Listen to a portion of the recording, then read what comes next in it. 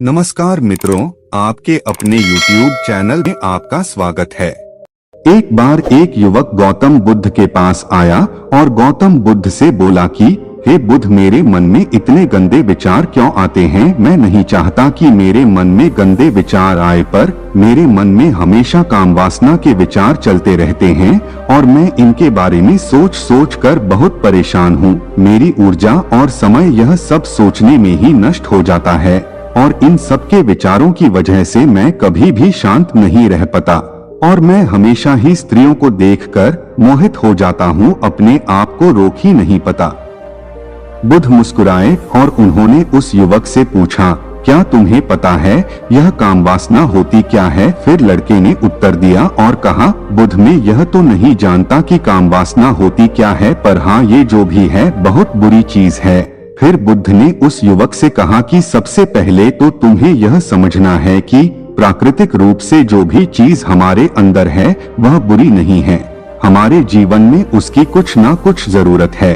वासना कोई बुरी बात नहीं है, यह तो हमारे मन की एक भावना है जो हमें किसी न किसी चीज की कमी का एहसास करवाती है और फिर हम उस चीज को पाने के लिए उस चीज की तरफ आकर्षित हो जाते हैं। जैसे अगर तुम्हारे पास धन की कमी है तो तुम में धन पाने की वासना उत्पन्न हो जाएगी। तो वासना कुछ और नहीं, बस एक प्रकार की कमी है जो कि एक प्रकार की जरूरत का एहसास है, और जब ये जरूरत शारीरिक हो तो हम इसे काम वासना का नाम देते हैं। युवक ने गौतम बुद्ध को कहा कि बुद्ध, मुझे काम वासना का मतलब तो समझ में आ गया, पर आप मुझे यह बताइए कि यह आती कहाँ से है और कैसे आती है।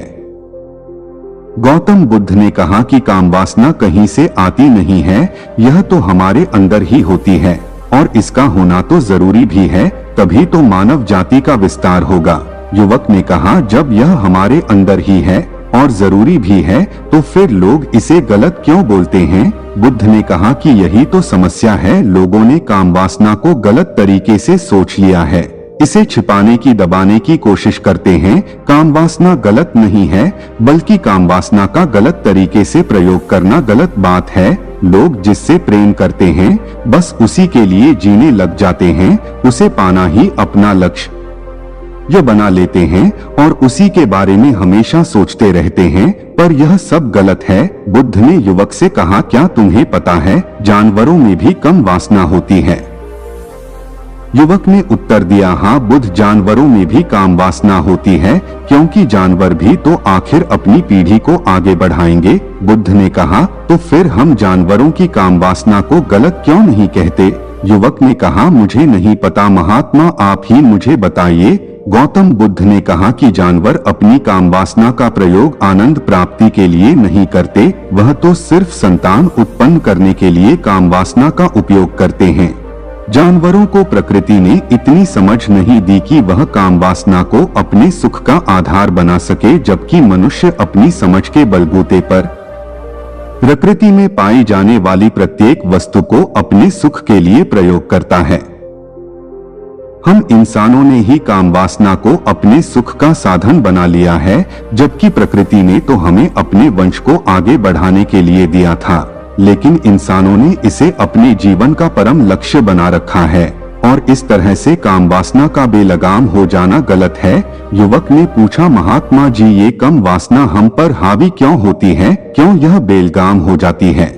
तब गौतम बुद्ध ने कहा कि सुनो, अब जो मैं तुम्हें बताऊंगा उसे तुम ध्यानपूर्वक सुनना। काम वासना का सारा खेल तुम्हें समझ आ जाएगा, तुम्हें तुम्हारे सारे सवालों का जवाब मिल जाएगा, बस तुम्हें ध्यान से सुनकर समझना है। एक बार की बात है, एक आश्रम में गुरु और उनके शिष्य रहा करते थे, जो रोजाना आश्रम के बाहर स्थित गांव में दीक्षा लेने के लिए जाते थे। उस आश्रम का एक शिष्य जिस गांव में भिक्षा लेने जाता था, उस रास्ते में एक नदी पद्धति थी। एक दिन उसने देखा कि एक लड़का पेड़ के पीछे छिपा है। वह उस लड़के के पास गया और उससे जाकर बोला, भाई, तुम इस पेड़ के पीछे छिपकर क्या देख रहे हो? लड़के ने कहा, अरे तुझे नहीं दिख रहा क्या कि मैं क्या देख रहा हूँ? तब शिष्य ने नदी की तरफ देखा तो वहाँ पर कुछ लड़कियाँ पानी भर रही थी। वो लड़कियाँ 14-15 साल की होंगी। तब उसने उस लड़के से कहा, अरे भाई, वहाँ पर तो लड़कियां पानी भर रही हैं, इसमें छिपकर देखने वाली क्या बात है। तब वो लड़का शिष्य की तरफ देखकर उससे कहता है, अरे पागल, तुम्हें दिखाई नहीं दे रहा क्या कि कैसे यह परियां नदी से पानी निकाल रही हैं? जरा उनकी अदाओं को तो देखो, उनके कोमल शरीर को देखो, उनकी पतली कमर मटके को उठाते समय बाल खाती है और उनके बाल उनकी कमर पर कैसे लहरा रहे हैं, मानो सुंदरता बिखरी पड़ी हो। शिष्य ने फिर नदी की तरफ देखा और इस बार वह इससे देखता ही चला गया। अभी तक तो कुछ भी नजर नहीं आ रहा था और वह बिल्कुल निर्भय था, उसे किसी भी बात का कोई डर नहीं था। लेकिन अब वो छिपने लगा और उन लड़कियों को देखने लगा, और जब वो छिपकर उन लड़कियों को देख रहा था तभी वो अचानक अंदर से कौंप गया और उसने कहा कि ये मैं क्या कर रहा हूँ, मैं जो कर रहा हूँ वो सही नहीं है, मुझे यहाँ से चले जाना चाहिए। और फिर वह जल्दी से वहाँ से चला गया। वो आश्रम पहुँच जाता है। आश्रम जाकर वो अपने कार्यों में लग गया, लेकिन जो अभी वह देखकर आया था वही उसकी आंखों के सामने बार बार आ रहा था। उसके मन में वही दृश्य चल रहा था, उसके मन में वही सब कुछ देखने के लिए लड़ाई हो रही थी। उसका किसी भी काम में मन नहीं लग रहा था। सुबह होते ही वह रोज जल्दी ही भिक्षा के लिए आश्रम से निकल जाता और उस नदी के पास वाले पेड़ के पास जाता जहाँ पर वह लड़का पहले से मौजूद रहता था। उसके साथ मिलकर लड़कियों को छुप छुप कर देखता था। अब वह रोज ऐसा करने लग गया, यह उसके रोज का काम हो गया। अब उस शिष्य का मन किसी भी काम में नहीं लगता था, वो हमेशा ही किसी न किसी प्रकार के विचार में उलझा रहता। वो आश्रम के कार्यों को भी ठीक ढंग से नहीं कर रहा था, ना वो ठीक से सो पाता था, ना वो ठीक से खाना खा पाता था। उसका मन बेचैन सा रहता था। उसका मन बार बार उन लड़कियों के सौंदर्य को देखने के लिए लालायित होता था। जब गुरु भिक्षा देते तब भी उसका मन कहीं और विचारों में खोया रहता था। गुरु ने अपने शिष्य की इन हरकतों को बांप लिया था। तब एक दिन गुरु ने शिष्य को अपने पास बुलाया और कहा कि आज से मैं भी तुम्हारे साथ भिक्षा मांगने चलूंगा, तुम और मैं साथ साथ भिक्षा मांगने चलेंगे। तभी शिष्य गुरु को मना करते हुए बोला, नहीं गुरुदेव, आप परेशान क्यों हो रहे हो, मैं अकेला ही ठीक से भिक्षा मांग सकता हूँ। गुरु ने शिष्य से कहा कि ठीक है, तुम अकेले ही भिक्षा मांगने जाओ। शिष्य तुरंत वहां से भिक्षा मांगने के लिए निकल गया। उसके जाने के बाद गुरु भी आश्रम से निकल गए और शिष्य का पीछा करने लगे कि वो कहाँ जाता है, किससे मिलता है। यह सब देखने के लिए उसके पीछे पीछे चलने लगे। थोड़ी दूर जाने के बाद गुरु ने देखा कि उनका शिष्य एक लड़के के साथ एक पेड़ के पीछे अपराधी की तरह छिपा हुआ है और छिपकर कुछ देख रहा था। गुरु भी अपने शिष्य के पीछे जाकर खड़े हो गए कि आखिर उनका शिष्य क्या देख रहा है, जिसे देखने के लिए वो पेड़ के पीछे अपराधियों की तरह छिपा पड़ा है। गुरु ने देखा कि उनका शिष्य पेड़ के पीछे छुपकर लड़कियों को देख रहा था जो कि नदी से पानी भर रही थी।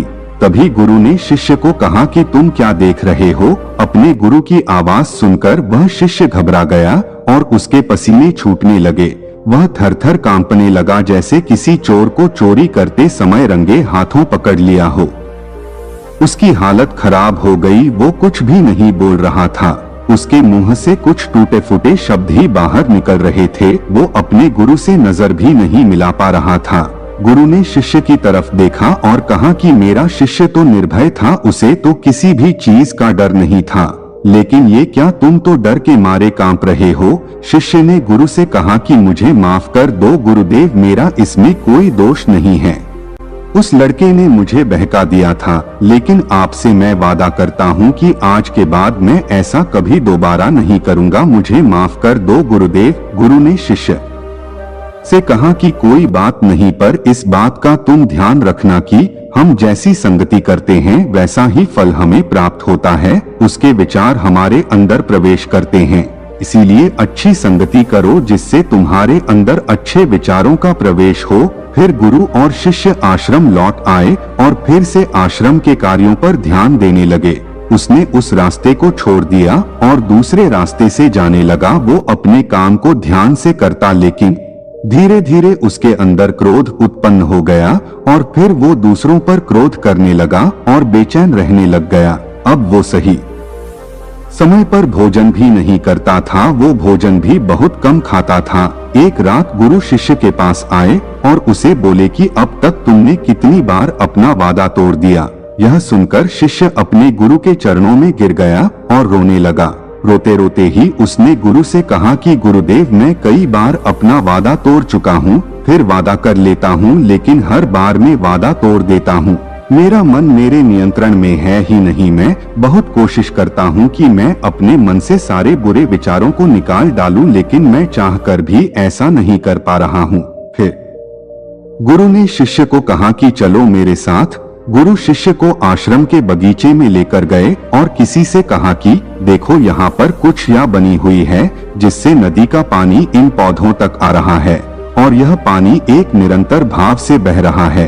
क्या तुम इस पानी के बहाव को रोक सकते हो? शिष्य ने कहा कि हाँ गुरुदेव, मैं इस बहाव को रोक सकता हूँ। फिर शिष्य ने मिट्टी उठाकर उस नाली में डाल दी। वो पानी थोड़ी देर के लिए रुक गया और फिर थोड़ी देर बाद उस मिट्टी के ऊपर से पानी बह गया। गुरु ने शिष्य से कहा, अरे ये क्या, ये तो पानी रुका ही नहीं। फिर शिष्य ने कुछ कंकर पत्थर उठाकर उस नाली में डाल दिए और फिर थोड़ी देर के लिए पानी रुक गया, लेकिन फिर थोड़ी देर बाद ही उन कंकड़ पत्थर के ऊपर से पानी निकल आया। फिर गुरु ने कहा कि यह क्या हुआ, पानी तो फिर से बह गया। तुम तो बोल रहे थे कि तुम इसे रोक दोगे। क्या हम किसी काम को रोकना चाहे तो क्या हम उसे रोक नहीं सकते? तब शिष्य ने कहा, कोई बात नहीं गुरुदेव, मैं इस पानी को तो आपको रोक के दिखाऊंगा। वह फिर से एक बड़ा सा पत्थर लेकर आया और उसे नाली पर डाल दिया और पानी रुक गया। तब गुरु से कहा कि देखा गुरुदेव, मैंने कहा था ना कि पानी को मैं रोक दूंगा। मैंने पानी को रोक दिखाया, आपकी बात मैंने पूरी कर दी। गुरु मुस्कुराए और बोले, अच्छा जरा ध्यान से देखो, पानी रुक गया क्या? वो तो पीछे की नाली तोड़कर बाहर आ गया और अगल-बगल से बह रहा है। और ध्यान से देखो, इस पत्थर को आगे भी आ गया और ये पानी अपना रास्ता बदलकर फिर से आगे की तरफ बह जाएगा। और फिर थोड़ी देर बाद ऐसा ही हुआ। फिर गुरु ने शिष्य को समझाया कि तुम्हारे साथ भी तो ऐसा ही चल रहा है। तुम बार बार प्रयास कर रहे हो, बड़े से बड़ा प्रयास कर रहे हो, पर हर बार तुम्हारा प्रयास टूट रहा है और यह हमेशा टूटता ही रहेगा। तुम कितना भी बड़ा पत्थर रख लो, लेकिन पानी तो अपना रास्ता बना ही लेगा। यह सब देखकर गुरु से कहा कि हे गुरुदेव, क्या कोई तरीका नहीं है जिससे मैं गंदे विचारों से बाहर निकल सकूं और यह मेरे मन में आए ही नहीं। गुरु शिष्य को एक नदी के पास ले गए जहां से उस बगीचे में पानी आ रहा था। गुरु ने शिष्य से कहा, वो पानी इसी नदी से जा रहा है। अगर हम यहीं से उस रास्ते को बंद कर दें जहां से पानी बगीचे में जा रहा है, तब क्या हम पानी को रोक नहीं सकते? शिष्य ने कहा कि हाँ गुरुदेव, अवश्य ऐसा हो सकता है। मैं इस पानी को यहीं से बंद कर देता हूँ, तब आगे की नाली में पानी जाएगा ही नहीं और फिर बगीचे में पानी जाएगा ही नहीं। फिर से नदी से जाने वाले रास्ते को बहुत मेहनत करके पत्थर और मिट्टी डाल कर बंद कर दिया और गुरु से कहा कि गुरुदेव, मैंने पानी को बंद कर दिया है, अब यह पानी बगीचे में जाएगा ही नहीं। तब गुरु ने कहा कि अगर पानी बगीचे में नहीं जाएगा तो पेड़ पौधों को पानी कहाँ से मिलेगा? उन पेड़ पौधों को तो पानी की आवश्यकता है और उन पेड़ पौधों में कुछ पेड़ पौधे तो ऐसे हैं जिनको रोज पानी की आवश्यकता है, वह तो मुरझाकर मर ही जाएंगे। उनका क्या होगा? पानी तो हमें खोलना ही होगा। शिष्य ने गुरु की बात सुनकर वापस नदी से जाने वाले पानी का रास्ता खोल दिया। तब गुरु ने शिष्य से पूछा कि अगर हम इस नदी के पूरे पानी को बगीचे की तरफ मोड़ दे तो क्या होगा? तब शिष्य ने जवाब दिया कि गुरुदेव, वहाँ पर जितने भी पेड़ पौधे हैं वो गल कर नष्ट हो जाएंगे, वहाँ पर कुछ नहीं बचेगा। फिर गुरु मुस्कुराए और बोले, तुम इस बात को समझो कि हमें किसी भी चीज को रोकना नहीं है, बस हमें हमेशा संतुलन बनाए रखना है। कम पानी से भी पौधे नष्ट होते हैं और ज्यादा पानी से भी पौधे नष्ट होते हैं। हमारा जीवन संतुलन से ही चलता है। गुरु ने शिष्य से कहा कि अगर मैं तुम्हें कहूँ कि तुम आम के बारे में मत सोचो तो तुम्हारे मन में सबसे पहले किसका चित्र आएगा?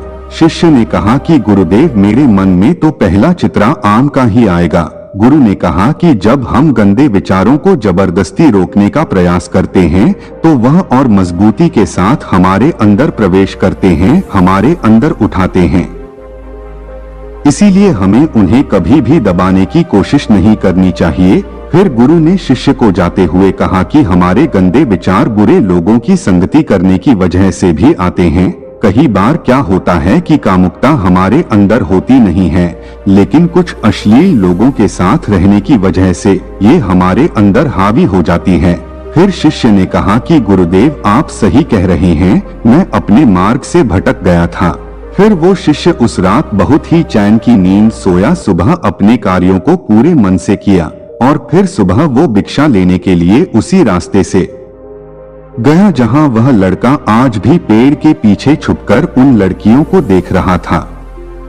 वो शिष्य नदी पर गया जहां वह लड़कियां पानी भर रही थी। उसने उन लड़कियों से पानी मांगा। उन लड़कियों में से एक लड़की ने उसे पानी पिलाया और उस सन्यासी शिष्य के चरण छुए। शिष्य ने उसे आशीर्वाद दिया कि तुम्हारा कल्याण हो। उसका मन सकारात्मक ऊर्जा से भर गया। उसके चेहरे पर मुस्कान आ गई थी, जैसे कि उसे कुछ खोया हुआ वापस मिल गया हो। वह वापस अपने रास्ते से जाने लगा।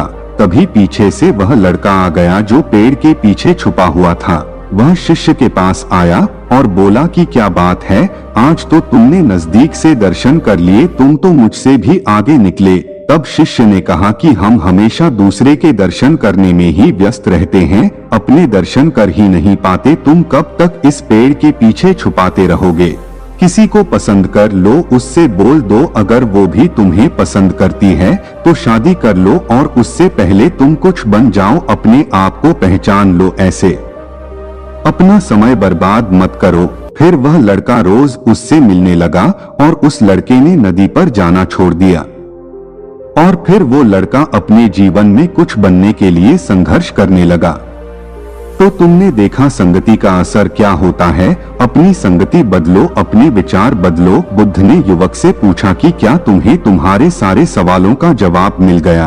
तब युवक ने कहा कि हाँ महात्मा जी, आपका बहुत बहुत धन्यवाद। तब गौतम बुद्ध ने युवक से कहा कि जब तुम्हारे मन में गंदे विचार आए तब आप अपने आप को दोषी मत मानो। यह शरीर है और यह सब इसने हजारों वर्षों से सिखा है।